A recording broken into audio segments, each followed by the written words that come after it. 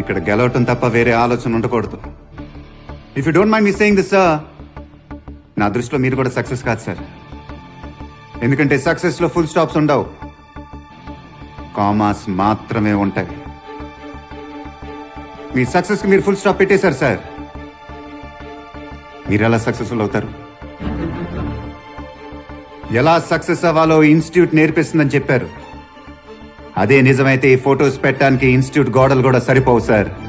ఎందుకంటే సక్సెస్ లో ఎవడి దారి వాడిదే. Success is not a destination, success is a journey.